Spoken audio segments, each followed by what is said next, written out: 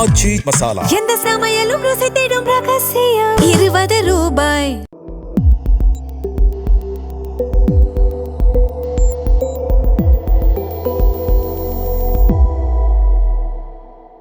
தமிழ் தடம் நேயர்களுக்கு வணக்கம். நம்மோடு உரையாட ஊடகவியலாளர் திரு கேப்ரியல் மற்றும் நெற்றிக்கண் மகிழன் அவர்கள் இணைந்திருக்காங்க. வாங்க பேசலாம். வணக்கம். வணக்கம். வணக்கம். வணக்கம். இன்னைக்கு முதலாவதாக நம்ம பேச போகிறது என்ன அப்படின்னு பார்த்தீங்கன்னா, இன்னைக்கு ஒரே ஹாட் டாபிக் தான் இருக்குது. விஜய் அவர்கள் சட்டமன்றத்தில் ஸ்பீச் கொடுத்துருக்காரு. கிட்டத்தட்ட ஒரு மணி நேரம் ஸ்பீச் கொடுத்துருக்காங்க.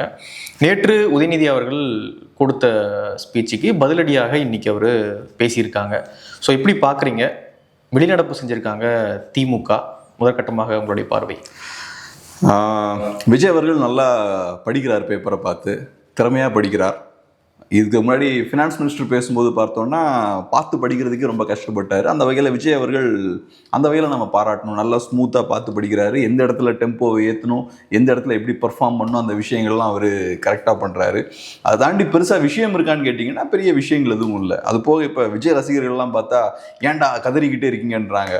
நம்ம கதறதை விட இவங்க கஜானா காலியாக இருக்குது, நீங்கள் அப்படி விட்டுட்டு போயிட்டீங்க, இப்படி விட்டுட்டு போயிட்டீங்கன்னு இவங்க தான் கதறிட்டு இருக்காங்க. நாங்கள் ஒன்றும் உங்களை கையை பிடிச்சி பவரில் வந்து உட்காருங்கன்னெலாம் யாருமே உங்களை சொல்லலை. நீங்களா விருப்பப்பட்டு பவரில் வந்து உட்காந்துருக்கீங்க. வரதுக்கு முன்னாடியே நம்மளோட நிதிநிலை என்னன்னு உங்களுக்கு தெரியும், சிச்சுவேஷன் எவ்வளோ மோசமாக இருக்குன்னு தெரியும். நீங்கள் தான் சொன்னீங்க நாங்கள் எல்லாத்தையும் சரி பண்ணிடுவோம்னு சொன்னீங்க. இப்போ வந்ததுக்கப்புறம் நீங்கள் தான் கதறிட்டு இருக்கீங்க. நாங்கள்லாம் யாருமே கதறல. இவங்க தான் பார்த்தோன்னா எப்போ பாரு ஃபினான்ஸ் சரியில்லை, நிதிநிலை சரியில்லை, ஏன் உங்களுக்கு தெரியாதா நான் இதெல்லாம் சரியா இல்லைன்னு. ஸோ அதனால இங்கேயும் பார்த்தால் அந்த கதறல் இருக்கு. தாவேக்காரங்க 24 ஹவர்ஸும் இப்போ எதாவது சொல்லி தான் கதறிட்டு இருக்காங்க. நம்ம ஏதாவது கேள்வி கேட்டாலும் பார்த்தோம்னா நிதிநிலை பாருங்க இவ்வளோ மோசமாக இருக்குன்னு. ஸோ தயவு செய்து இனிமேல் ஃபியூச்சரில் அந்த மாதிரி கதறாதீங்க. என்ன பண்ண போகிறோன்னு சொல்லுங்கள், என்னென்ன பண்ணியிருக்கோன்றதை நீங்கள் பேசுங்க, என்ன டெலிவர் பண்ணியிருக்கோன்றதை பேசுங்க. அது போக நான் இன்னொரு முக்கியமான விஷயம் என்னென்னா, நான் ஏற்கனவே சொன்னது மாதிரி இனி நம்ம பேச வேண்டியது என்னென்னா, முக்கியமாக நம்ம கவனிக்க வேண்டியது என்னென்னா, இப்போ கரப்ஷனை ஒழிச்சிட்டோன்னு புதுசாக ஒரு விஷயத்தை பேசிக்கிட்டே இருக்காங்க. இவங்க சொல்கிறது என்ன, கரப்ஷன் ஒழிஞ்சாச்சுன்னா அரசு கஜானாவுக்கு அதிகமான பணம் வந்துடும், நாங்கள் திட்டத்தெல்லாம் நிறைவேற்றிடுவோம். அதான் அவங்க லாஜிக். ஸோ கரப்ஷன் நிறைய இருக்கிறதால தான் விஷயங்கள் பண்ண முடியல. கரப்ஷன் ஒழிஞ்சாலே எல்லாம் சரியாகும். ஸோ இப்போ பார்த்தோன்னா ஒரு புதுவிதமான நரேட்டிவ் செட் பண்ணுறாங்க. கரப்ஷன்லாம் நாங்கள் ஒழிச்சிட்டோம், நிறையா இன்ஃப்ளூயன்ஸை பற்றி பேசுகிறாங்க, நிறைய பெரிய அறிவுஜீவிகள்லாம் பேசுகிறாங்க. கேட்டால் அதுக்கு ஆதாரமாக அதிகாரிகள் பணி நீக்கம் பண்ணப்பட்டாங்க, அதிகாரிகள் சிக்கிட்டாங்க, இந்த மாதிரி சில நியூஸும் பார்த்தா சர்க்குலேட் பண்ணி விடுறாங்க. ஸோ நம்ம இனி கேர்ஃபுல்லாக வாட்ச் பண்ணுறது என்னென்னா, இவங்க சொல்படி பார்த்தோன்னா கரப்ஷன் ஒழிஞ்சாச்சு. அப்போ இனிமேல் ஒவ்வொரு துறைக்கும் வருமானம் இன்க்ரீஸ் ஆகும். கடன் இருக்குன்னா கடன் கம்மியாகும். அது நடக்கணும். இனிமேல் அடுத்தது பட்ஜெட்டில் இவங்க டாஸ்மாக் ரெவன்யூ இன்க்ரீஸ் ஆகலை, அதே மாதிரி டான்ஜெட்கோட கடன் கம்மியாகலை, மற்ற எல்லா துறைகளுக்கும் கடன் கம்மியாகணும். அது நடக்கலைன்னா கரப்ஷன் ஒழிக்கப்படலைன்னு அர்த்தம். இப்போ பார்த்தது ஒரு புது நரேட்டிவ். எல்லாரும் பெரிய எல்லாம் தெரிஞ்ச மாதிரி கரப்ஷனை முற்றிலுமாக ஒழிச்சிட்டாங்க அப்படின்னு பேசிகிட்டு இருக்காங்க. ஸோ அதனால் அடுத்த பட்ஜெட்டில் நமக்கு கரப்ஷன் ஒழிஞ்சிருக்கா ஒழிலையா, இது வெறும் செட்டப்பான்றது நமக்கு தெரிஞ்சிடும். அப்புறம் நான் கொஞ்சம் ரொம்ப வருத்தமாக இருந்த விஷயம் என்னென்னா, சில நேரங்களில் முதல்வர் அவர்கள் தரம் தாழ்ந்து பேசுறதை நம்ம பார்க்க முடியுது. இப்போ வந்து ஒரு பெரிய பொறுப்பில் இருக்கிறவருக்கு பெரிய ஒரு ஸ்டேச்சர் இருக்கும். விஜய் அவர்கள் பார்த்தோம்னா ஒரு டாப் நடிகர், அந்த ஸ்டேச்சரை அவர் மெயின்டைன் பண்ணுவார். ஒரு நடிகராக அந்த ஸ்டேச்சரை மெயின்டைன் பண்ணுவார். ரஜினிகாந்த் அந்த ஸ்டேச்சரை மெயின்டைன் பண்ணுவார். பெரிய நடிகர்னா சும்மாலாம் வந்து பேசிகிட்டு இருக்க மாட்டாங்க. பேசும்போது ரொம்ப கவனமாக, கண்ணியமாக, நாகரிகமாக, கரெக்டாக பேச வேண்டியதை மட்டும்தான் பேசுவாங்க. ஸோ ஒரு நடிகராக எனக்கு எப்போவுமே பெரிய ஒரு பிரமிப்பு உண்டு விஜய் அவர்களை பார்க்கும்போது. பெருசாக இன்டர்வியூஸ்லாம் கொடுக்க மாட்டார். அப்படியே எப்பயாவது கொடுக்கும்போதும் அந்த இமேஜை கரெக்டாக அவர் மெயின்டைன் பண்ணுவார். அந்த ஸ்டேச்சர் வந்து நீங்கள் மெயின்டைன் பண்ணணும். அந்த ஸ்டேச்சரை நீங்கள் மெயின்டைன் பண்ணாதான் ரைட், இவர் அந்த இடத்துக்கு தகுதியானவர் அப்படின்ற மாதிரி மக்கள் பார்க்க ஆரம்பிப்பாங்க. ஒரு பெரிய இடத்துல இருக்கும்போது அந்த இடத்துக்கு ஏற்ற மாதிரி நீங்கள் ஒரு ஸ்டேச்சரோட பேசணும். இப்போ நானே ஒரு பெரிய இடத்துல உட்காந்துக்கிட்டு நான் பாட்டுக்கு ஒரு யூடியூபர் மாதிரி பேசிட்டு இருக்கேன்னு வச்சுக்கோங்களேன், இப்போ நம்ம பேசுகிற மாதிரி பேசிட்டு இருக்கேன்னு வச்சுக்கோங்களேன், அப்போ அது சரியாக ஃபிட் ஆகாது. விஜய் அவர்கள் இன்னைக்கு சிஎம், தமிழ்நாட்டிலேயே மோஸ்ட் பவர்ஃபுல் பர்சன். அப்படி இருக்கும்போது உங்கள் அப்பா எங்கன்னு கேட்குறதா இருக்கலாம், அப்புறம் முடிஞ்சதுக்கப்புறம் இந்த சைகையை காட்டுறதா இருக்கலாம், இதெல்லாம் ஒரு பெரிய இடத்துல இருக்க மனிதனுக்கான ஒரு பிஹேவியர் கிடையாது. இதெல்லாம் செய்ய வேண்டிய தேவை ஏன் ஏற்படுது? அதுல இருந்து நம்ம ஆரம்பிப்போம். இதெல்லாம் செய்ய வேண்டிய தேவை அவரோட தொண்டரை அவர் வந்து உற்சாகப்படுத்தணும்னு நினைக்கிறாரு, அதுக்காக செய்யறாரு. சிம்பிள். நீங்க வந்து எதிர்கட்சிகளை பிலிட்டில் பண்றீங்க, அவங்கள சிறுமைப்படுத்துறதுக்காக இதை பண்றீங்க. ஸோ இப்போ உங்களோட எதிரிகளை நீங்க அட்டாக் பண்ணணும்னா நீங்க சாதாரணமான ஒரு இந்த யூடியூப்ல வீடியோஸ் கீழே சிலவங்க கமெண்ட்ஸ் போடுவாங்கல்ல, அந்த ஸ்டைல்ல நீங்க அட்டாக் பண்ணக்கூடாது. அவங்கள நீங்க நிஜமாவே விமர்சிக்க விரும்புறீங்கன்னா நீங்க இருக்கிறது ஒரு பெரிய இடத்துல. இப்போ ப. சிதம்பரம் அவர்களெல்லாம் விமர்சிச்சிங்கன்னா அவர் பதில் சொல்லும்போது எவ்வளவு டிக்னிஃபைடா டேட்டாஸோட கேர்ஃபுல்லாக பதில் சொல்லுவார். மன்மோகன் சிங் எடுத்துக்கோங்க. ஸோ அந்த ஒரு விஷயம் வேணும். நீங்கள் என்ன பண்ணுறீங்கன்னா அவங்க அப்பா எங்கன்னு கேட்குறீங்க, அப்புறம் முடிஞ்சதுக்கப்புறம் இப்படின்றீங்க. ஸோ ஒன்று நீங்கள் கைத்தட்டு வாங்கணும், ரெண்டாவது எதிர்கட்சிகளை சிறுமைப்படுத்தணும். அதுக்கு நீங்கள் இந்த மாதிரி டாக்டிக்ஸ்லாம் யூஸ் பண்ணக்கூடாது. ரெண்டாவது வாயத்தரங்க சிஎம் அப்படின்னு சட்டமன்ற கூட்டத்தொடர் வந்து பேட்ச் குத்திட்டு வந்தாங்க. அது வந்து மிகப்பெரிய அளவிற்கு ட்ரால் ஆச்சு. ஆளும் தாவேக அரசை நோக்கியும் சிஎம் நோக்கியும் வந்து திமுகவினர் வந்து நிறைய கேள்விகளை எழுப்பினாங்க. ஏன் உங்க முதலமைச்சர் வந்து பேச மாட்டாரா, வாயை திறக்க மாட்டாரா, அவருக்கு வந்து பதில் தெரியாதா அப்படின்னு எல்லாம் வந்து கேள்விகள் அவங்கள நோக்கி முன்வைக்கப்பட்டுச்சு. அதுக்கெல்லாம் பதில் சொல்ற மாதிரி, தன்னுடைய தொண்டர்களை உற்சாகப்படுத்துற மாதிரி என்ன பேசுன்னு சொல்றாங்க. நான் 5 நிமிஷம் பேசுனதுக்கே கொளத்தூர்ல என்ன ஆச்சு பாத்தீங்கல்ல, இப்ப நான் பதில் சொன்னா என்ன ஆகும்ன்றத அவர் வந்து ஒரு சினிமேட்டிக்கா வந்து பிரசன்ட் பண்ணியிருக்காரு இன்றைக்கு சட்டமன்றத்துல. இன்னைக்கு அது வந்து அவருடைய தொண்டர்களை ரொம்ப உற்சாகப்படுத்தி. அதான் கரெக்ட். இப்ப நான் பாக்குறேன் டிவிலெல்லாம் பார்த்தோம்னா வியூஸ்லாம் பயங்கரமாக எகிரிட்டு இருக்கு. முன்னாடியே தாவேகாரங்க ரொம்ப சந்தோஷப்படுவாங்க, பாருங்க தலைவர் வந்ததுக்கு அப்புறம் டிஆர்பிலாம் அடிச்சு தூக்குதுங்க, எல்லா ரெக்கார்ட்ஸையும் பிரேக் பண்றாங்க. இப்பயே நான் பார்க்குறேன் விஜய் அவர்கள் பேசுறாரு, ஒரு 45 மினிட்ஸ் வீடியோ பார்த்தோம்னா ஒரு 2 ஹவர்ஸ்ல ஏறக்குறைய 3 லட்சம் வியூஸ்லாம் போகுது. எல்லாரும் லைவ் போடுறாங்க. நார்மலா அரசியல் ஃபாலோ பண்ணாதவங்க அசம்பிளியெல்லாம் யாருமே ஃபாலோ பண்ண மாட்டாங்க, எல்லாரும் இன்னைக்கு உட்காந்து பார்த்துட்டு இருக்காங்க. ஸோ இது எல்லாமே நல்ல விஷயம் தான். ஆனால் இதுல பார்க்கும்போது எனக்கு என்ன தோணுதுன்னா, இப்போ எதுக்காக விஜய் அவர்களுக்கும் தாவேக்காவுக்கும் ஓட் போட்டீங்க? அவர் ஒரு என்டர்டெய்னர், அவர் ஒரு என்டர்டெய்னர்ன்ற ஒரே காரணத்துக்காக நீங்க அவருக்கு ஓட் போட்டீங்க. சோ இப்போ அசெம்பிளில அவர் என்ன பண்றாரு? என்டர்டெயின் பண்றாரு. பேக்ல பார்த்தா எம்எல்ஏஸ் எல்லாம் டம் டம் டம் அடிக்கிறாங்க, அடிச்சு பெஞ்ச்ல விசில் அடிக்கிறாங்க. அப்ப பாருங்க இவங்க யாரு? நீங்க இப்ப அசெம்பிளிக்குள்ள யாரை விட்டுருக்கீங்கன்னா ஒரு என்டர்டெய்னரை விட்டுருக்கீங்க, அப்புறம் ரசிகர்களை விட்டுருக்கீங்க. ரசிகர்களும் என்டர்டெய்னரும் சேர்ந்து அங்க பெர்ஃபார்ம் பண்ணிட்டு இருக்காங்க, டம்மு டம்மு டம்முன்னு அடிக்கிறாங்க, ஏதோ பயங்கரமான பேச்சு நடந்த மாதிரி. சோ இப்ப அவருக்கு என்ன தெரியுமோ அதை அவர் பண்றாரு. அவரை நீங்க எதுக்கு எலெக்ட் பண்ணீங்கன்னா அவர் என்டர்டெய்னர்ன்றதுக்காக. ஸோ அவரு நீங்க எதுக்கு அவரை எலெக்ட் பண்ணீங்களோ அந்த வேலையை ரொம்ப அருமையா பண்ணிட்டு இருக்காரு. ஸோ இதுல ஒன்றும் நம்ம குறை சொல்றதுக்குலாம் இல்லை, மக்கள் இதை தான் கேட்டாங்க. இப்ப மக்கள் பிரச்சனை எல்லாம் பெருசா பேசல, ஒண்ணுமே ஏகப்பட்ட பிரச்சனை இருக்கு. அவரோட ஃபார்முலா சிம்பிள்ங்க. விஜய் அப்படின்ற இண்டிவிஜுவலா எல்லாரும் டார்கெட் பண்றாங்க, என்ன கஷ்டப்படுத்துறாங்க, அதுதான் ஃபர்ஸ்ட் 10 நிமிஷம். இது ஜெயலலிதா அவர்களோட ஃபார்முலா. ஆக்சுவலா அவங்க பிளான் பண்ணி பண்ணல, ஆனா இந்த மாதிரியான ஒரு ஃபார்முலா ஜெயலலிதா அவர்களுக்கு ஒர்க் ஆச்சு. ஒரு பெண் அப்படின்னு பார்க்காம திமுக காரங்க ஜெயலலிதா அவர்கள் ரொம்ப கஷ்டப்படுத்துறாங்க. சோ அதனால மக்கள் இஷ்யூஸ் எல்லாம் கடந்து ஜெயலலிதா அவர்களை சப்போர்ட் பண்ணாங்க. அவங்க பாவம், ஒரு பெண் இவ்வளவு கஷ்டப்படுத்தப்படுறாங்க, சோ அதனால நம்ம திமுகவை சப்போர்ட் பண்ணக்கூடாது. இப்ப விஜயும் ஏறக்குறைய அதே ஃபார்முலா தான். நான் பாதிக்கப்படுறேன், என்ன ரொம்ப கஷ்டப்படுத்துறாங்க, உள்ளதுலயே எங்களை மாதிரி யாரும் கஷ்டப்பட்டு இருக்க மாட்டாங்க. என்ன நடிகர்னு சொல்றாங்க, ஆமா நடிகர் கட்சின்னு சொல்றாங்க, எங்களுக்கு ஒரு மாநாடு போட விடல, அது பண்ண விடல, கஷ்டம்ன்றாரு. என்ன கஷ்டப்பட்டாருன்னு எனக்கு தெரியல, ஆனா சொல்லிக்கிட்டே இருக்காரு திரும்ப திரும்ப. ஸோ அந்த ஒரு நரேட்டிவ் அவரு ஃபிக்ஸ் பண்ண முயற்சி பண்றாரு. அப்புறம் இன்னொன்று பார்த்தீங்கன்னா, தொடக்கத்தில் ஸ்டார்ட் பண்ணும்பொழுது 41 பேர் உயிரிழந்த விஷயத்தையும் சொல்றாரு. அதுலேயுமே வந்து போதிய பாதுகாப்பு இல்லாமல் அன்னைக்கு அரசு விட்டுருந்தாங்க. ஸோ அதன் காரணமாக 41 பேர் இறந்து போனாங்க. அந்த பழியும் தூக்கி நம்ம மேலே போட்டாங்க. ஸோ இவ்வளோ ஸ்ட்ரகிளை நம்ம ஃபேஸ் பண்ணி தான் வந்து இந்த இடத்துக்கு வந்திருக்கோம். ரொம்ப சாதாரணமாக 2 வருஷத்தில் கட்சி தொடங்கினே நம்ம வரல, நிறைய ஸ்ட்ரகிளை ஃபேஸ் பண்ணி தான் வந்திருக்கோம் அப்படின்ற. இன்னும் அந்த 41 பேர் இறந்த விஷயத்தை வந்து அவர் தார்மீகமாக கூட பொறுப்பேற்றுக்க ரெடியாக இல்லை. அதுக்கும் எனக்கும் எந்த சம்மந்தம் கிடையாது. அன்னைக்கு இருந்த திமுக அரசு திட்டமிட்டு செய்த ஒரு சதி வேலை அப்படின்றது தான் சதி கோட்பாடுன்றது அவர் இன்னுமே அவர் ஒரு உறுதியா நம்புறாரு. அதை அவர் சொல்லல. நீங்க சொன்ன விஷயத்த சொன்னா நான் சந்தோஷப்பட்டிருப்பேன். இப்ப நம்ம மேல பழிய போடுறாங்கன்னு நீங்க சொன்னீங்கல்ல, நீங்க யார் மேல பழிய போடுறீங்க? உங்க ஸ்டாண்ட் என்ன? நீங்க யார் மேல பழிய போடுறீங்கன்றத கிளியரா சொல்லுங்க. ஆனா நீங்க அதை பண்ணவே இல்லை. இவங்க தாங்க காரணம், இவங்க தாங்க இப்படி பண்ணாங்க அப்படின்னு நீங்க சொல்லவே இல்லை. சதி நடந்திருக்கு, அது நடந்திருக்கு. ஸோ நீங்க கிளியர் கட்டா இன்னொருத்தர் மேல பழி போடணும்ல. அது பாதுகாப்பு தராம விட்டாங்க சரியா அப்படின்லாம் அது மேலோட்டமா இருக்கு. பாதுகாப்பு சரியில்லைன்றது மேலோட்டமா இருக்கு. எக்ஸாக்டா பாயிண்ட் பண்ணி யார் இதுக்கு காரணம், திமுக தான் இதுக்கு காரணம், அவங்க சதி பண்ணிட்டாங்கன்னு சொல்லுங்க. அதான உங்க ஸ்டாண்டு. அதையே எப்பவுமே சுத்தி வளைச்சே பேசுறீங்க. ஸோ அந்த ஒரு விஷயம் இருக்கு. அப்புறம் நீங்க சொன்ன அதே இடத்துல பார்த்தோம்னா நாங்கள் ஒன்றும் இப்போ 2 இயர்ஸ்க்கு வந்த ஆட்கள் கிடையாது. எங்களுக்கெல்லாம் பழைய பெரிய பாரம்பரியம் இருக்கு, நிறைய விஷயங்கள் பண்ணியிருக்கோம். அது எல்லாமே பார்த்தோம்னா மோஸ்ட்லி அவங்களோட அந்த மக்கள் இயக்கம், அந்த நற்பணி மன்றம் பண்ற வேலை. அதுக்கு போறதுக்கு முன்னாடி இந்த கரூர் சம்பவம் தொட்டே வந்து இன்னொரு விஷயத்தையும் சொல்லணும். அதுக்கு வந்து இவர் அக்கௌண்டபிலிட்டி ஏத்துக்கவே இல்லை. யாருமே வந்து விஜய் தான் திட்டம் போட்டு 41 பேரை வந்து கூட்ட நெரிசல்ல சிக்க வச்சு கொன்னுட்டாருன்னு சொல்லல. அது ஒரு விபத்து தான். ஆனா அந்த விபத்திற்கான மூல காரணம் யாருன்னா நீங்க தான். உங்களை பார்க்க வந்துதான் அத்தனை மக்கள் கூட்ட நெரிசல்ல சிக்கி இறந்து போயிட்டாங்க. நீங்க சொன்ன நேரத்துக்கு வரல.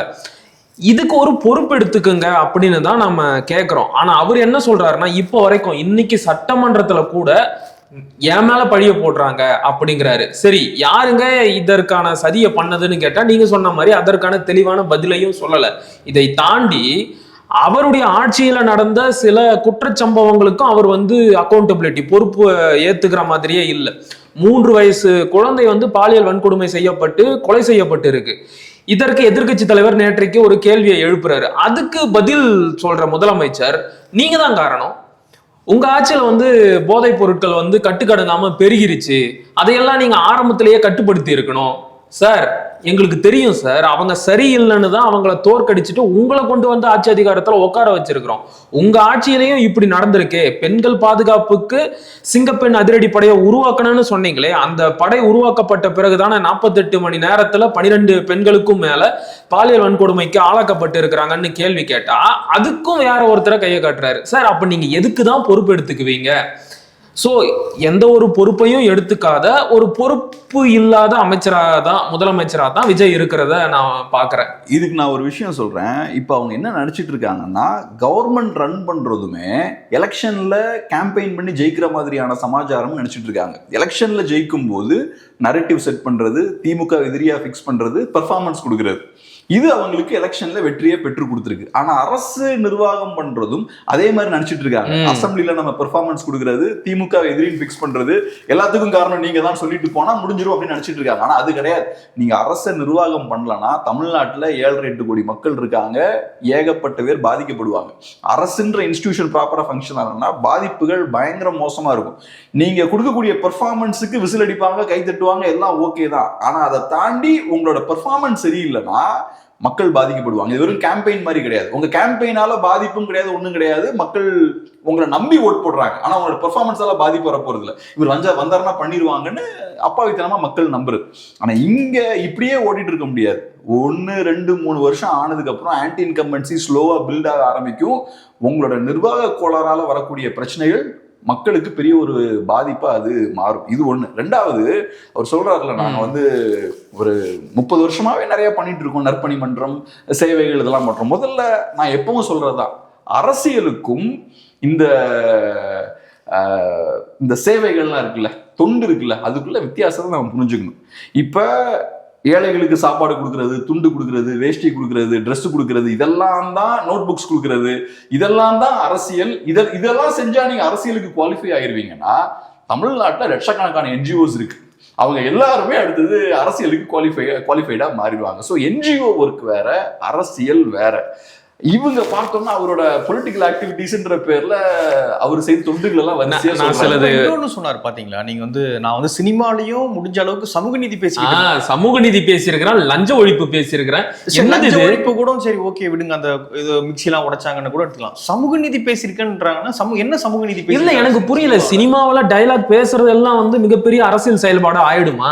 அப்படின்னா தன்னுடைய வாழ்நாள் முழுக்க இந்த மக்களுக்காக வாழ்ந்து போராடி மறைந்த ஐயா நல்லக்கண்ணு என்னன்னு சொல்றது?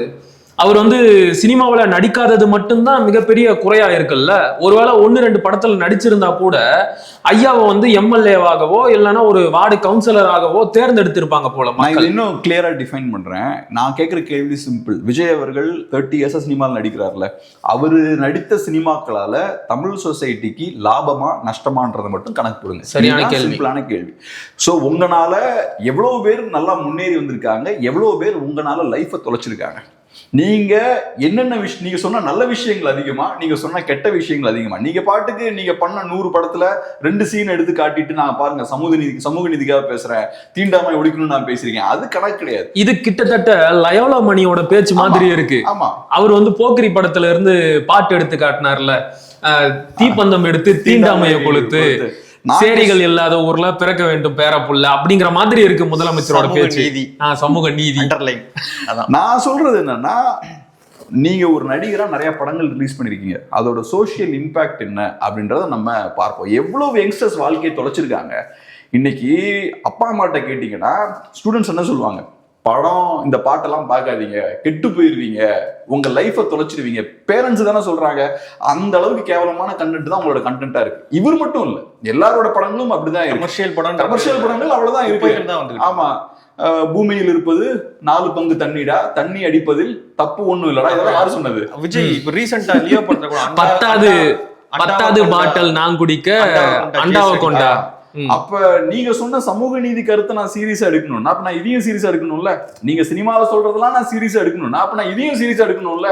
அப்ப நீங்க ஒரு நல்ல விஷயம் சொல்றீங்கன்னா 100 தவறான விஷயங்கள் சொல்றீங்க. எவ்வளவு யங்ஸ்டர்ஸ் லைஃபை தொலைச்சிருக்காங்க. நான் பார்ப்பேங்க 1000 தியேட்டர் வாசல்ல பேனர் கட்டுறேன்னு சொல்லிக்கிட்டு காலங்காத்தால போய் இன்னும் லைஃபை வேஸ்ட் பண்றது, அப்புறம் கையில இருக்கக்கூடிய சம்பளத்தை கஷ்டப்பட்டு சம்பாதிக்கிற பணத்தை தூக்கி போட்டு வேஸ்ட் பண்றது. ஃபர்ஸ்ட் டேக்கு அந்த காலத்துல 500 ரூபாய் கொடுத்து பார்ப்பாங்க. நான் சின்ன பையனா இருக்கும் போது. இன்னைக்கு பார்த்தா 3000 ரூபாய்ன்றாங்க. 5000 வரைக்கும் போகுது. இதெல்லாம் பண்றது யாரு? இதெல்லாம் பண்றது வந்து பெரிய பெரிய கோடீஸ்வரர்கள் வந்து ஃபர்ஸ்ட் டே ஃபர்ஸ்ட் ஷோல வந்து வேலையை விட்டு நிக்க மாட்டாங்க. எல்லா சாதாரண சாமானியர்கள் வந்து நிக்கிறாங்க. சோ இவங்களை யூஸ் பண்ணி பயங்கரமா சம்பாதிச்சுக்கிட்டு இன்னைக்கு பார்த்தா நாங்க பயங்கரமான படங்கள் எல்லாம் பண்ணிருக்கோம். உங்களோட படத்தோட குவாலிட்டி எல்லாம் டீப்பா உட்காந்து அனலைஸ் பண்ணோம்னா இந்த நடிகர் மட்டும் இல்ல, எந்த நடிகருமே தமிழ்நாட்டை தப்பிக்க முடியாது. ஒரே ஒரு குறுக்கீடுன்னு, இவர் வந்து அடிக்கடி வந்து எம்ஜிஆரை வந்து மேற்கோள் காட்டுறாரு. இன்றைக்கு சட்டமன்றத்துல கூட எம்ஜிஆர் வந்து மேற்கோள் காட்டி பேசியிருந்தாரு. நான் தெரியாம தான் கேட்கிறேன், உங்களுக்கு துணிவு இருந்தா எம்ஜிஆரோட படங்களையும் உங்களுடைய படங்களையும் ஒப்பிட்டு பார்க்கலாமா? எம்ஜிஆரும் தன்னுடைய திரைபிம்பத்தை மூலதனமா வச்சுதான் அரசியலுக்கு வந்தாரு, வெற்றி பெற்றாரு, முதலமைச்சரா இருந்தாரு. MSS பாண்டியன் அப்படிங்கிற ஆய்வாளர் பிம்பச்சிறை என்ற புத்தகத்துல எம்ஜிஆரோட திரைப்பயணத்தை பத்தி டீப்பா வந்து அனலைஸ் பண்ணி எழுதியிருப்பாரு. அதுல ஒரு விஷயத்த குறிப்பிட்டு சொல்லுவாரு, அதை வந்து என்னைக்குமே என்னால மறக்க முடியாது.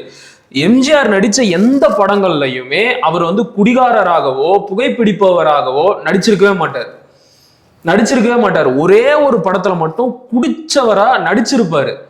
அந்த காட்சியோட முடிவுல நான் சும்மா நடிச்சமா, உன்னை ஏமாத்துறதுக்காக நான் நடிச்சேன் குடிச்ச மாதிரின்னு சொல்லுவார். அந்த இடத்துலயும் தன்னை ஒரு குடிகாரனா காட்ட விரும்பாத ஒரு நபர் தான் எம்ஜிஆர். தன்னுடைய படங்கள் மூலமாக ஏதோ ஒரு வகையில ஒழுக்கத்தை சொல்லி கொடுத்தாரு. உங்க ஒரு படத்துல நீங்க தம் அடிக்காம நடிச்சிருக்கிறீங்களா? திருமலை படத்துல இப்படி காலர்ல இருந்து தம் எடுக்கிறதுல இருந்து இன்னைக்கு கடைசியா வந்த லியோ கோட்டு வரைக்கும் என்னென்ன சமூக சீர்கேடுகளை நீங்க இந்த சமூகத்துக்கு சொல்லி கொடுத்துருக்கீங்க. ஒரு படம், அந்த படத்துல வந்து காஜராக நடிச்சிருப்பாங்க, அந்த பெண் வந்து காவலர் நடிச்சிருப்பாங்க. அந்த காட்சியெல்லாம் ரொம்ப எப்படியான காட்சி அது? அந்த காட்சியை வந்து நீங்க எப்படி அது சமூக நீதி? இப்ப அண்ணன் சொன்ன மாதிரி என்னுடைய படங்கள்ல நான் ஊழல் ஒழிப்பை பேசியிருக்கிறேன், சமூக நீதியை பேசியிருக்கிறேன், இதெல்லாம் தான் என்னுடைய அரசியல் செயல்பாடுகள் அப்படின்னா இதை நாங்க டீப்பா பாக்குற மாதிரி நீ சொன்ன சீனையும் நான் டீப்பா பாக்கட்டுமா? ஒரு உதாரணம், இது போல பல சீன் இருக்கு. நான் இதுக்கெல்லாம் கை தட்டணும்னா அப்ப இதுக்கு நான் என்ன பண்றது நீங்க சொல்லுங்க. அதனால வந்து நம்ம இன்னொரு விஷயம் நம்ம பார்க்கணும். இப்ப நிறைய பேர் ஸ்டேட்டஸ் வச்சுக்கிட்டு இருக்காங்க, ஆஹா தலைவர் வந்து தெரிக்க விட்டாரு, உதயநிதி வந்து ஓட விட்டாரு, வெளியே போயிட்டாங்க பார்த்தீங்களா அப்படின்லாம் சொல்லிட்டு இருக்காங்க. இப்போ இவ்வளவு நாள் விஜய் வந்து ஒரு சூப்பர் ஸ்டார், அதில் மாற்று கருத்தே கிடையாது. அவர் 1ல இருக்கார், திரைத்துறையில் அவர் தான் நம்பர் 1, மற்றவங்களாம் 2, 3 தான். அப்போ இவ்வளோ நாளாக அவர் திரையில பார்த்து நம்ம ரசிச்சிருக்கோம். அப்போ லைட்டாக ஒரு சட்டமன்றத்தில் கொஞ்சம் ஆக்ரோஷமாக பேசினாலே நல்லா தான் இருக்கும், பார்க்கும்பொழுது அது நல்லா தான் இருக்கும். அதை எடுத்துக்கிட்டு சூப்பராக பேசிட்டாரு அப்படின்றது ஃபயர் விடுறதுல வந்து 5 பைசாவுக்கு பிரோஜனம் கிடையாது. அவரு அந்த ஸ்பீச்ல கண்டென்ட்டா என்ன கொடுக்குறாரு அப்படின்றத பாருங்க. அது இன்னைக்கு அவரு வந்து அன்னைக்கு வந்து அவரு நம்ம பார்த்து ரசிச்சிருக்கோம். ஸோ இன்னைக்கு சட்டமன்றத்துக்குள்ள போயிருக்காரு, அது பெரிய ஆச்சரியமா இருக்கு. போயிட்டு அவர் பெருசா லைட்டா பேசினாலே அது பெருசா நம்மளுக்கு பதிலடி கொடுத்த மாதிரி இருக்கு. ஸோ அதை வச்சுக்கிட்டு அவர் பர்ஃபார்ம் பண்ணிட்டார் சூப்பரா அப்படின்றதுல எந்த புண்ணியமும் கிடையாது. கண்டென்ட்டா 1 மணி நேரம் ஸ்பீச்ல என்ன கொடுத்துருக்காரு அப்படின்றது பாக்குறதா நம்ம இப்போதைக்கு முக்கியமா இல்ல அங்கதான் பிரச்சனையே. விஜயோட பேச்சை பாக்குற அவருடைய வாக்காளர்களுக்காகட்டும், இல்லைன்னா இப்படி சொல்லலாம் ரசிகர்களுக்காகட்டும், விஜய்க்காகட்டும், இவங்களுக்கு இது போதும்னு நினைக்கிறாங்க. எங்களுக்கு கண்டென்ட்லாம் முக்கியம் இல்லை, எங்க தலைவர் பஞ்சா பேசினாரா, சட்டமன்றத்துல ஆக்ஷன் செஞ்சாரா, இது போதும்னு நினைக்கிறாங்க. விஜயும் வந்து இவங்களுக்கு இது கொடுத்தா போதும் அப்படின்னு நினைக்கிறாரு. மற்ற நான் ஜெனரல் ஆடியன்ஸுக்கு சொல்றேன், மக்கள் ஜெனரல் பப்ளிக் இருக்காங்களே அவங்களுக்கு சொல்றேன், இது போதாது. அந்த 1 மணி நேரம் ஸ்பீச்ல என்ன கண்டென்ட்ன்றது தான் முக்கியம். இப்ப அவங்க தெளிவா இருக்காங்க. எலெக்ஷன்ல ஜெயிக்கிறதுக்கு என்ன வேணும், மக்களை கைக்குள்ள வச்சுக்கிறதுக்கு என்ன வேணும், நரேட்டிவ் எப்படி செட் பண்ணணும்னு அவங்களுக்கு கிளியரா தெரியுது. ஸோ அவங்கள பொறுத்தளவுல நான் சொன்ன மாதிரி இப்ப பாருங்க, லட்சக்கணக்கான பேர் பாக்குறாங்க. இப்போ இன்ஸ்டால நான் தேடி பார்க்கும்போது நிறைய பேர் இந்த ரீல்ஸ் எல்லாம் ஷேர் பண்றாங்க. அவங்களுக்கு விஜய் அவர்கள் கரெக்டான தலைவரா இருக்காரா, இதுதான் நேர்மையா, நியாயமா, ஐடியாலஜி இருக்கா, அதெல்லாம் கிடையாது. விஜய் அவர்கள் ஸ்கோர் பண்றாரு. விஜய் ஆக்சுவலா ஸ்கோர் தான் பண்றாரு. இப்ப நம்ம பேசுற இந்த விஷயத்தெல்லாம் யாரும் பார்க்க போறது இல்ல. ஆனா விஜய் அவர்கள் ஒரு அலையை கிரியேட் பண்ணிட்டு போறாரு பாருங்க. இன்னைக்கு ஒரு பெரிய ஒரு அலையை தான் கிரியேட் பண்ணிருக்காரு. இப்ப மக்கள் சிம்பிளா யோசிக்க வேண்டியது என்ன யோசிக்கணும், ரைட், நேத்து உதயநிதி அவர்கள் பேசுறாரு, விஜய் அவர்களுக்கு ஏன் 24 hours தேவைப்படுது அதுக்கு பதிலடி கொடுக்கறதுக்கு? என்ன உடனே பதில் சொல்ற அளவுக்கு அவருக்கு விஷயம் தெரியாது. உண்மையான தலைவரா இருந்தா ஒருத்தர் கேள்வி கேட்கிறாருன்னா உடனடியா நான் பதில் சொல்லணும். பட்டுன்னு ஸ்பான்டேனியஸா வரும். அது என்ன காட்டும், என்னோட ஸ்கில்ல காட்டும். என்கிட்ட எல்லாத்துக்குமான பதில் இருக்கு, நான் எந்த இடத்துலயுமே பேக் ஃபுட் போக மாட்டேன், பேசினா பட்டுன்னு அடிப்பேன். ஆனா நீங்க என்ன பண்றீங்க, வீட்டுக்கு போறீங்க, ப்ரிப்பேர் பண்ணிட்டு இங்க வந்து பேப்பரை பார்த்து நீங்க படிக்கிறீங்க. ஆனா அவங்களுக்கு என்னன்னா, சாதாரண ஆடியன்ஸுக்கு அதை பத்தி எல்லாம் எதுவுமே கவலை இல்லை. இது நேத்து நடந்ததுன்றதே அவங்களுக்கு தெரியாது. பல பேருக்கு இவரு பதில் கொடுத்தாரு, அதுக்கு நாளைக்கு வந்தா எக்ஸாக்ட்லி அந்த மாதிரி விஷயங்கள் கான்டெக்ஸ்டே புரியாது. இன்னைக்கு விஜய் சூப்பரா பேசி 45 minutes மட்டும் தான் அவங்க பாக்குறாங்க. அவ்வளவுதான், சூப்பரா பேசி பிளாஸ்ட். இதுல என்ன கொடுமைன்னா, அவர் கையில எழுதி கொடுத்த ஸ்கிரிப்ட் பேப்பர்ல எல்லாம் பேச்சு வழக்குல இருக்கு.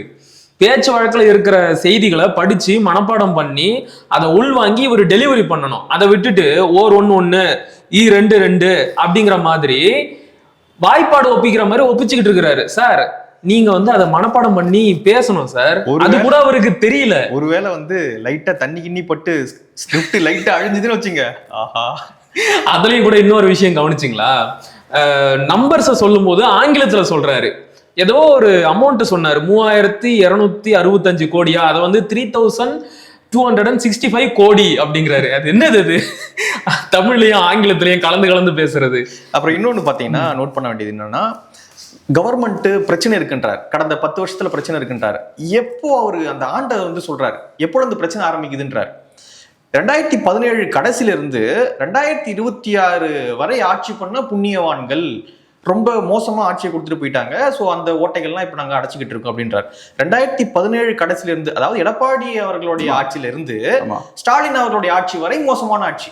அதுக்கு முன்பாக ஜெயலலிதா ஆட்சி எல்லாம் வந்து நல்ல 2016 ஜெயலலிதா வந்துட்டாங்கல்ல. அப்ப 2016 கூட ஒரு கணக்கு வைக்க மாட்டாரு. 17 இருந்து எடப்பாடி பழனிசாமி வந்ததுல இருந்து ஆட்சி மோசமாயிடுச்சு, ஸ்டாலின் வரைக்கும் ஆட்சி வந்து மோசமா இருக்குன்றார். அப்போ அது வரைக்கும் புண்ணியமான சூப்பரான ஆட்சி, அதாவது கலைஞர் கூட சூப்பரான ஆட்சி தான். சோ இப்ப என்னதான் உங்க சித்தாந்தம், யார் தான் பிரச்சனை இப்போ? அவங்களுக்கு சிக்கல் என்னன்னா, நாங்க அதிமுக மாதிரி ஒரு கட்சி, அதிமுக வந்து ஜெயலலிதா அதிமுகவை எதிர்க்கக்கூடிய கட்சி, ஒன்றும் பிரச்சனை இல்லை. இபிஎஸ் அதிமுக நாங்க எதிர்க்க மாட்டோம். சோ நாங்க ஜெய அதிமுக. அவருடைய ஒட்டுமொத்த பேச்சுலையும் என்னுடைய கோவத்தை அதிகப்படுத்தின இடம் எது அப்படின்னா, அவருடைய அந்த சினிமா டு அரசியல் ஜேர்னியை வந்து பட்டியல் போட்டார் இல்லையா, அதுல ஒரு இடத்துல சொல்றாரு, 2008 ஈழத் தமிழர்களுக்காக உண்ணாவிரதம் இருந்தேன் அப்படிங்கிறாரு. அப்ப தீக்குடிச்சு செத்து போன முத்துக்குமார் எல்லாம் வந்து பைத்தியக்காரங்க. நான் வந்து ஒரு கட்சி சார்புல இருக்கிறேன், ஒரு கட்சியோட வேட்பாளரா நின்னேன், நான் அந்த கட்சி சார்பு விஷயத்தையே விட்டுடுறேன். ஈழத் தமிழர்களுக்காக தன்னுடைய வாழ்நாள் முழுவதும் போராடிய ஐயா நெடுமாறன், தியாகு, மாற்று கருத்தே இருந்தாலும் அண்ணன் திருமாவளவன், உங்க அமைச்சரவையிலேயே இடம்பெற்று இருக்கிற அண்ணன் வன்னியரசு, இவங்களோட போராட்டத்துக்கெல்லாம் அப்ப பேர் என்ன? உண்ணாவிரதம் இருந்திருக்கிறீங்க எவ்வளவு நேரம்? இப்போ ஒரு வீடியோ ஒன்று போயிட்டு இருக்கு. என்ன அப்படின்னா, அப்போ வன்னியரசு அவர்கள் சொன்னதாக ஒரு கிளிப் ஒன்று போகுது. நான் வந்து விஜய் அவர்களை போய் மீட் பண்ணோம், அவர் உச்சபட்ச நடிகர்னு மீட் பண்ணோம், இந்த சம்பவம் தொடர்பாக பேசும்பொழுது அவர் ரெஸ்பான்ஸே பண்ணல, நாங்கள் வந்துட்டோம் அப்படின்னு சொல்லிட்டு அவர் வந்து விஜயை குற்றம் சாட்டுறாரு. இந்த ஈழத்தமிழர் பிரச்சனையில வந்து விஜய் வந்து ஒழுங்கா சிங்கள அரசுக்கு எதிரான ஒரு கண்டன அறிக்கையில கையெழுத்து வாங்க போனாரு, கையெழுத்து போடல விஜய். ஆமா, விஜய் போடலன்னு சொல்லிட்டு பாதிக்கப்பட்ட மக்களுக்கு நிதி திரட்டி இருக்கிறாங்க. அதெல்லாம் அன்றைக்கு உச்சபட்ச நடிகராக இருந்த விஜய் கொடுத்த நிதி 500 ரூபாய். நமல் ராஜபக்ஷே போற்றி பாராட்டுறாருன்னா சரிதான். அப்ப வந்து குண்டு வச்சுதான் அவரு எடுக்கிறது அந்த மாதிரி வந்து நாங்க தான் நின்னோன்னு சொல்றது விஜய் தான், ஈழத்தமிழுக்காக நின்னோன்னு சொல்றாரு விஜய். அதே கேபினெட்ல இன்னொரு அமைச்சர் என்ன சொல்லியிருக்காரு, அதே டைம் அந்த டைம்ல இவர் சொன்ன டைம்ல என்ன சொல்லியிருக்காருன்னா, இவரு அவங்களுக்கு எதிராக இருந்தாரு அப்படின்னு சொல்லிட்டு அவர் சொல்றாரு. 2 பேரும் இப்போ ஒரே கேபினெட்ல இருக்காங்க. இது ரொம்ப விசித்திரமா இருக்கு. அடுத்தது வந்து ஊழல் பத்தி கொஞ்சம் பட்டியல் போட்டு பேசியிருந்தாரு. நாங்க வந்து மக்களோட பணத்தை தொடமாட்டோம், தொட்டால் விடமாட்டோம், இதுக்கு முன்னாடி தொட்டவங்களையும் விடமாட்டோம் அப்படின்னு வந்து சொல்றாரு. விடமாட்டோம், கட்சியில சேர்த்துப்போம் எல்லாரையும். விடமாட்டீங்க, ஆனா வந்து கடந்த காலத்துல ஊழல் பண்ணவங்களை மட்டும் உங்க கட்சியில சேர்த்துக்குவீங்களா? இது என்ன மாதிரியான ஒரு செயல்பாடு அப்படின்னு புரிஞ்சுக்க முடியலண்ணே. இது எப்படி பாக்குறீங்க? கரெக்ட். இப்ப என்னன்னா, என்ன பொறுத்தளவுல ஊழல் வந்து அதை டிஃபைன் பண்ண முடியாது. நீங்க அது பார்த்தோம்னா ஊழல் ஒழிப்போம்னா எல்லா கட்சிக்காரங்களும் சொல்றாங்க. ஆனா எக்ஸாக்டா நீங்க அதை டிஃபைன் பண்ணி காட்ட முடியாது.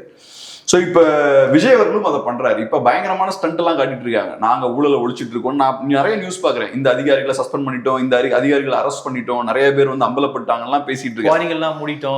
குவாரிகளை மூடிட்டோம் சொல்லியிருக்காங்க.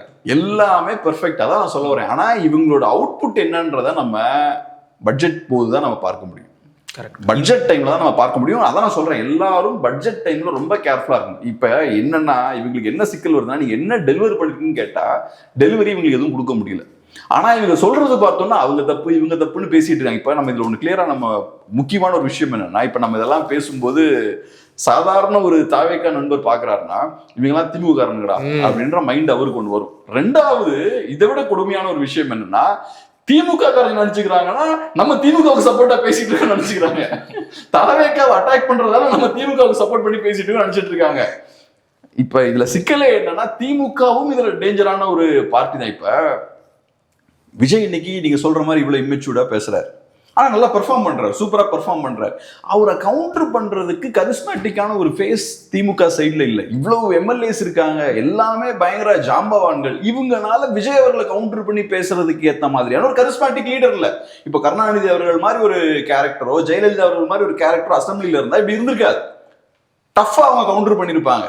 இப்ப நம்ம சொல்றோம் இல்லையா, விஜய் வந்து நாளைக்கு போயிட்டு எழுதிட்டு இந்த பிரச்சனை உதயநிதி அவர்களுக்கும் இருக்கு. அவராலுமே வந்து டக்கு டக்கு டக்கு ஒரு விஷயம் பண்ண முடியலன்றா. இப்போ இவரு ஸ்கிரிப்ட் எழுதி படிக்கிறாருன்னா அவரு என்ன பண்றாரு, அவரு ஸ்கிரிப்ட் எழுதி தான் படிச்சுட்டு இருக்காரு. இல்ல, இதை வந்து உதயநிதி வந்து முன்கூட்டியே கணிச்சிருக்கணும். நாம இப்ப வந்து கேள்வி மேல கேள்வி கேட்டா அவர் வந்து பொறுமையா எல்லாத்துக்கும் வந்து பதில தயார் பண்ணிக்கிட்டு வந்து நாளைக்கு நம்மள அட்டாக் பண்ணுவாரு அப்படிங்கிறத முன்கூட்டியே கணிச்சு பேசி இருக்கணும். அந்த இடத்துல வந்து அவங்க தவற விட்டுட்டாங்க. இப்ப சட்டமன்றத்துல முதலமைச்சர் வந்து ஒரு குட்டி கதையை சொல்லி திமுக வந்து அட்டாக் பண்றாரு, எங்கப்பா உங்க அப்பாவை காணோம் அப்படின்னு. வெளியில வந்து உதயநிதி ஸ்டாலின் வந்து அதுக்கு பதில் சொல்ற மாதிரி அவர் ஒரு குட்டி ஸ்டோரியை சொல்றாரு. செங்கல்பட்டு கோர்ட்ல வந்து கணவனை காணோம்னு ஒரு அம்மா தேடிக்கிட்டு இருக்கிறாங்க அப்படின்னு. சோ இது மாதிரியான செயல்கள் வந்து அரசியல ரொம்ப மலினப்படுத்திக்கிட்டு இருக்கும் அப்படின்னு தோணுது. சரி, இப்ப நீங்க சொன்ன விஷயம் நான் இப்பதான் கேள்விப்படுறேன். அப்படி அவர் சொல்லியிருப்பாருனால அது ரொம்ப மோசமான ஒரு தவறான ஒரு விஷயம். அதே மாதிரி நான் சொல்ல வந்தேன் நடுவில், அவங்க பேட்ஜ் எல்லாம் போட்டு வாயை திறப்பாரா சிஎம், அதெல்லாமே கரெக்டான ஒரு அப்ரோச்சே கிடையாது. இப்ப சிஎம்மோட செயல்பாடுல உங்களுக்கு பிரச்சனை இருக்குன்னா நீங்க டிப்ளமேட்டிக்கா எப்படி அதை கையாளணுமோ அப்படி கையாளணும். உங்களுக்கு என்ன, இப்ப சிஎம் பிரஸ் மீட்ல பேசல, சிஎம் அதே மாதிரி ஒவ்வொரு விஷயங்களுக்கும் பதில் சொல்ல. சோ அப்ப அதை கரெக்டா நீங்க பேசணும். அதை விட்டுக்கிட்டு வாயை திறங்க சிஎம்னா முட்டையா அப்படின்னு சொன்னா அதுக்கு என்ன அர்த்தம்? அது பேட்ஜா வேற போட்டு வராங்க. சோ அதை பேச வேண்டிய முறையில பேச வேண்டிய ஃபாரம்ல கரெக்டா பேசுங்க. இந்த மாதிரி பேசுறது தப்பு. ஆக்சுவலா தான் இப்ப விஜய் அவர்கள் பேசக்கூடிய சில விஷயங்கள் அவரோட ஸ்டேச்சரை குறைக்கிற மாதிரி உதயநிதி ஸ்டாலின் அவர்கள் செய்யக்கூடிய விஷயங்களும் நிறைய நேரங்கள் அவரோட ஸ்டேச்சரை கம்மி பண்ணுது. இப்ப உதாரணத்துக்கு பவர்ல இருக்கும்போது சில யூடியூபர்ஸ் எல்லாம் மீட் பண்றாங்க. எனக்கு அதெல்லாம் ஆச்சரியமா இருந்தது. உதயநிதி ஸ்டாலின் அவர்கள் எங்கேயோ இருக்காரு, ஒரு டெபுட்டி சிஎம் அவர் ஆபாசமா பேசிட்டு இருக்க சில யூடியூபர்ஸோட ஸ்டேஜை ஷேர் பண்றாரு. இப்ப நம்மனா கூட யோசிப்போம், இவங்களோட எல்லாம் ஒரு செல்ஃபி எடுக்கிறதுக்கு நம்ம யோசிப்போம், பேரை சொல்றது கூட யோசிப்போம். நான் நம்ம பிளாட்ஃபார்ம்ல எல்லாம் அவங்க பேர்லாம் சொல்ல மாட்டேன். அதனாலதான் இன்னைக்கு யூடியூபர்ஸ் சொல்றேன். அவங்க பேர்லாம் சொல்ற அளவுக்கு தகுதியான ஆட்களே கிடையாது. அவங்களோட செல்ஃபி கூட நம்ம எடுத்துக்க மாட்டோம். அந்த செல்ஃபி நாளைக்கு எடுத்தோம்னா நாளைக்கு வேற பிரச்சனை நமக்கு வரும். அவங்களோடலாம் ஸ்டேஜ் எல்லாம் ஷேரே பண்ணக்கூடாது. அப்ப என்னன்னா, உங்க கையில இருக்கக்கூடிய பொறுப்பு எவ்வளவு பெரிய பொறுப்பு, உங்களோட ஸ்டேச்சர் என்ன, அதெல்லாம் அவங்களுக்கு புரியல. சோ இது காட்டக்கூடிய விஷயம் என்னன்னா, ஒட்டுமொத்த அரசியலே ரொம்ப கீழே தான் இருக்கு. இன்னைக்கு திமுகனால இவ்வளவு பெரிய ஒரு இயக்கத்தால இவரை கவுண்டர் பண்றதுக்கு ஒரு ஆள் இல்ல அசம்பிளில. அப்ப அது காட்டக்கூடிய விஷயம் என்ன, இவங்க அரசியல் யாரெல்லாம் நல்லா பணம் சம்பாதிக்க தெரிஞ்ச அரசியல்வாதிகளோ அவங்களுக்கு தான் உள்ள இடம், யாரெல்லாம் வாரிசுகளோ அவங்களுக்கு தான் உள்ள இடம். இவ்வளவு நாளா பிரச்சனை இல்லை. ஏன்னா இவ்வளவு நாளாக இபிஎஸ் உட்கார்ந்து இருந்தாரு, நீங்க டீல் பண்ணீங்க, கலாச்சிங்க, கேலி எல்லாம் பண்ணி எடுத்து ஓட்டிட்டீங்க இபிஎஸ். இன்னைக்கு விஜய் வராரு. விஜய் அவரை நீங்க என்னதான் குறை சொன்னாலும் அவரு என்டர்டெயின் பண்றாரு. அந்த டேலண்ட் அவர்கிட்ட இருக்கு. நல்லா பேச தெரியுது. உங்களை விட நல்லா பெர்ஃபார்ம் பண்றாரு. மக்கள்கிட்ட இருந்து கைதட்டு வாங்குறது என்னன்னு தெரியுது. மக்களோட பல்ஸ் என்னன்றது தெரியுது. ரெண்டாவது கீழே இருந்து அவர் மேல வந்துருக்காங்க. அப்பாவும் பர்ஃபார்ம் ஆளுதான். ஆனா சொந்தமா ஒரு சூப்பர் ஸ்டார் ஆயிருக்காரு. தமிழ்நாட்டில நம்பர் 1 ஆக்டர் அவர் ஆயிருக்காரு. சோ ஏதோ ஒரு வகையில உங்களை விட திறமையான ஆளு தான் அவரு. சோ இன்னைக்கு ஒரு கொஞ்சம் ஸ்ட்ராங்கான ஒரு ஆள் அசம்பிளில வந்து உட்கார்ந்து இருக்கும் போது அவரை கவுண்டர் பண்றதுக்கு 70 ஆண்டு பழமையான ஒரு இயக்கத்துக்கு ஒரு தலைவர் இல்லை. ஸோ அப்போ இது காட்டக்கூடிய விஷயம் என்ன? ஹைலி கரப்டா இருக்கீங்க நீங்க. கொஞ்சம் கொஞ்சமா கரப்ஷன் உங்களோட தலைவர்கள் எல்லாத்தையும் காலி பண்ணிருச்சு. ஒரு 50 இயர்ஸ்க்கு முன்னாடி திமுக எவ்வளவு தலைவர்கள் இருந்திருப்பாங்க அசம்பிளிக்குள்ள, எப்படி வெறித்தனமா பேசியிருப்பாங்க. இன்னைக்கு பார்த்தா ஸ்டாலின் அவர்கள் தோத்துட்டாரு. ஸோ அப்போ உங்களுக்கு எக்ஸ்பீரியன்ஸும் இல்லை. இன்னைக்கு ஃப்ரெஷ்ஷா உதயநிதி அவர்கள் டக்குன்னு உள்ள வராரு. ஃபர்ஸ்ட் டைமா எதிர்கட்சி தலைவரா இருக்காரு. ஆப்போசிட்ல பார்த்தா ஜெயண்ட் மாதிரி விஜய் இருக்காரு. ஃபுல் ஸ்ட்ரென்த்தோட இருக்காரு. புது ஆள் அவரு. அதுக்கப்புறம் இங்கெல்லாம் யங்ஸ்டரா இருக்காங்க. அங்க ஃபுல்லா வயசானவங்க. நேரு அவர்கள் எழுந்திருக்கணுமாப்பா, இருப்பா எழுந்திருக்கிறேன் அப்படின்ற மாதிரி. பக்கத்துல வந்து அவர் வந்து ஃபர்ஸ்ட் ரோல உட்காந்துருக்காரு. இந்த பக்கம் பாத்தீங்கன்னா ஏவா வேலை உட்காந்துருக்காரு. பின்னாடி பாத்தீங்கன்னா ஃபுல்லாவே கொஞ்சம் வயசான ஆட்களா உட்காந்துருக்காங்க. எதிர்ப்பு தெரிவிக்கணுமா, சரி இருங்க, வெளிநடப்பா, சரி இருங்கப்பா அப்படின்ற மாதிரி ரொம்ப ஸ்லோவா பண்றாங்க. ஸோ இந்த மாதிரி அங்க இல்ல, அங்க ரொம்ப ஆக்டிவா இருக்காங்க. டக்குன்னு ஒரு விஜய் அவர்கள் எதனா பண்ணாருன்னா போதும் டப்பட்டப்பட்டப்பன்னு அடிக்கிறாங்க, எந்திரிச்சிடறாங்க. அவங்கள பொறுத்தளவுக்கு என்னன்னா டெலிகாஸ்ட் ஆயிட்டு இருக்கு. அப்ப நார்த் கொரியாலாம் பாத்தீங்கன்னா தலைவர் ஏதாவது ஒண்ணு பண்றாங்க, வெறித்தனமா கை தட்டுவாங்க. ஆச்சு பூஜ்னு பயங்கரமா கை தட்டுவாங்க, வெறித்தனமா கை தட்டுவாங்க. ஏன்னா என்ன பயம்னா, நம்ம கொஞ்சம் லைட்டா கை தட்டி அதை கேமரால யாரையாவது பார்த்துட்டாங்கன்னா நம்மள தீர்த்துருவாங்க. இப்ப திமுகல நேருவோ பொன்முடியோ துரைமுருகன் அப்படிலாம் பண்ணணும் அவசியம் இல்லை. அவங்களுக்கு தெரியும் யார் நினைச்சாலும் நம்மள எதுவும் பண்ணலாம், இப்படி உட்காந்துருப்பாங்க, தெம்பா இப்படி உட்காந்துருப்பாங்க, நம்மள யாரும் எதுவும் பண்ண முடியாது. இவங்களுக்கு அப்படி கிடையாது. ஒரே நாள்ல இவங்களை பதவி விட்டு தூக்கிடலாம். ஸோ அதனால இவங்களை பொறுத்தளவுல ஃபுல்லா விஜிலண்டா இருக்காங்க. அசம்பிளிக்குள்ள சான்ஸ் கிடைக்கும் போதுல பெர்ஃபார்மன்ஸை கொடுத்துடணும். அதுவும் பேசிக்கிட்டு இருக்காரு, டக்க டக்க டக்குன்னு அடிச்சுக்கிட்டு இருக்காங்க, டம்மு டம்மு டம்முன்னு அடிக்கிறாங்க. இழுத்து இருங்கடா, கேட்கலடா, என்ன பேசுறாங்கன்னு கேட்கலடா, இருங்க. அதுக்குள்ள டப்ப டப்ப டப்பன்னு எதுக்கு அடிக்கிறீங்க? அப்புறம் டக்குனு ஒரு சண்டை அப்படின்னா எல்லாரும் எழுந்துடுறாங்க சரசரங்க. ஸோ இந்த மாதிரி இருக்கு. இந்த பக்கம் கொஞ்சம் லேட்டா பர்ஃபார்ம் பண்றாங்க. அஜித் விஜயான்ற சண்டை மாதிரி பட்டு என்னடா என் தலைவரை பத்தி பேசுறீங்க. அப்படிதான் போயிட்டு இருக்கு. இப்ப சட்டமன்றமே ஒரு சினிமா படம் மாதிரி தான் இருக்கு. சினிமாவில் பஞ்சு டைலாக் பேசும்போதெல்லாம் வந்து விசில் அடிச்சு கை தட்டுற மாதிரி சட்டமன்றத்துல முதலமைச்சர் எங்கெல்லாம் பஞ்சு டைலாக் பேசுறாரோ அங்கெல்லாம் வந்து டேபிள தட்டி விசில் அடிச்சாங்க. இன்னைக்கு விசில் அடிக்கிறாங்க, கத்துறாங்க.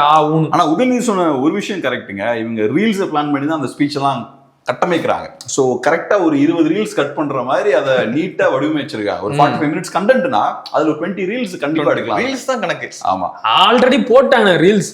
இந்த நாடோடிகள் படமா அதுல வரும்ல, போட்டோ எடுத்த உடனே பேனரா வந்துரும்ல, அது மாதிரி பேசுறாரு. பேசும்போதே இங்க ஒரு ரீல்ஸ் வருது. டேய் இப்பதான்டா இதை பேசினாரு, ஆனா கண்டென்ட் எனக்கு ஏற்கனவே தெரியலடா அப்படின்ற மாதிரி. ஸ்கிரிப்ட் எங்கிட்ட தான் இருக்கு. அந்த மாதிரி அங்க அவர் பேசி முடிக்கிறாரு அந்த பஞ்ச, உடனே இங்க ரீல்ஸ். முதல்வர் சொன்ன குட்டி கதை, ஆவேசமான முதலமைச்சர், முடியல கதை. அப்புறம் கடைசியா பண்ண இந்த ஆக்ஷன் எல்லாமே ரீல்ஸ் மெட்டீரியல். அது அசம்பிளிக்கான மெட்டீரியலே கிடையாது. அப்புறம் கடைசியா விஜய் அவர்கள் அதை காட்டி உட்காரும் பொழுது எதிரில் ஆளே இல்லை, அவங்க வெளியிட பண்ணிட்டாங்க. இவர் எதிர பார்த்து இப்படின்றாரு, யாருமே இல்லப்பா எதிர. அது பர்மிஷன் அதனாலதான் கேட்டுக்கிட்டு பண்ணாரு. இல்ல அவர் வந்து கேமரால அது பதிவாகணும், அவ்வளவுதான். எதிர ஆள் இருக்காங்களா இல்லையா அதெல்லாம் முக்கியம் இல்லை. சினிமா எக்ஸ்பீரியன்ஸ் அங்க வந்து அதெல்லாம் ஒர்க் ஆகும். ஸோ அவருக்கு தெரியுது பாருங்க. இதெல்லாம் யோசிச்சு தானே இருந்திருப்பாரு அவரு.